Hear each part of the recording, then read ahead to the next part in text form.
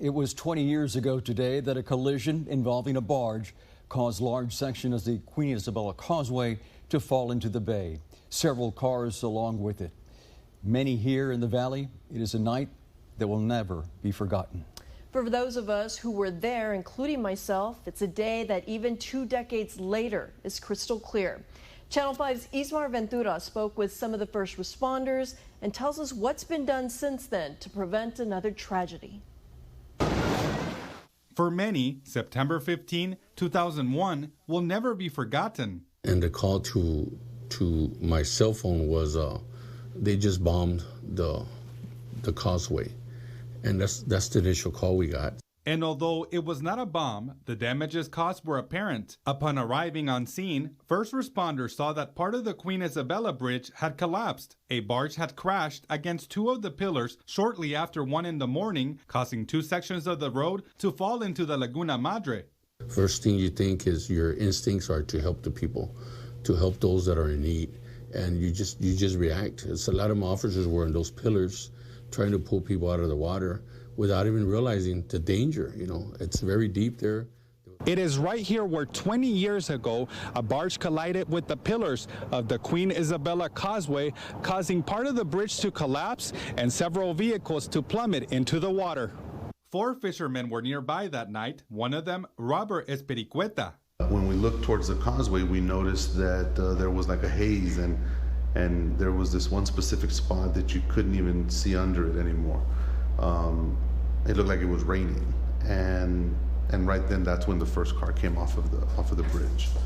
Immediately and without thinking, they began to search for survivors in the dark. Sure enough, we heard the first survivor, and we made our way over to her and pulled her up onto the boat.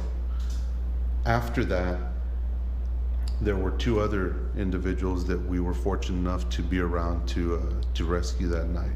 That night, there was no rest. Numerous law and fire agencies responded, among them the United States Coast Guard. We launched our small boats and aircraft to help look for survivors that had fallen from this event. There's a lot of unknown factors, you know, what caused it, how many people need assistance. So there's a lot of figuring out kind of what's happening, and you don't know that a lot of times until you get on scene. So it's a lot of on-scene decision making and trying to figure out the best way we can assist. Unfortunately, only 3 people survived despite all the efforts to help.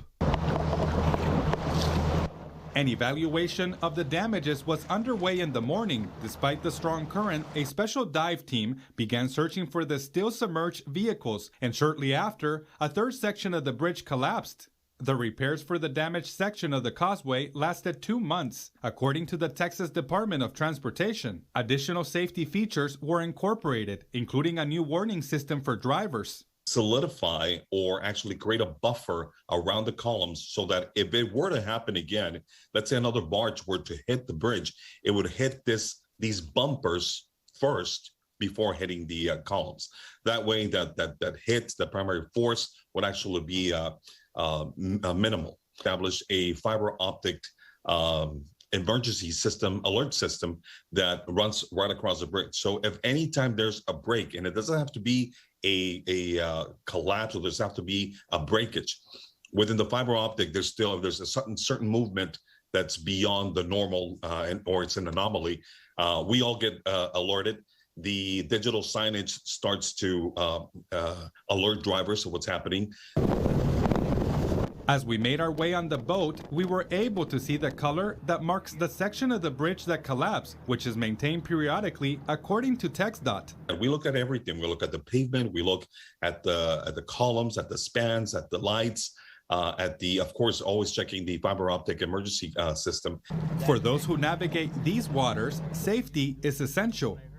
You know, you want to have a plan. You know, you also want to know the area. You want to either have a GPS on board, you want to have a map on your boat. After reconstruction, the Queen Isabella Causeway reopened on November 21, 2001. Today, the Isabella Memorial Causeway Bridge, as it was later renamed in honor of the victims, is safer and has greater surveillance to prevent any kind of tragedy. In Port Isabel, Ismar Ventura, Channel 5 News.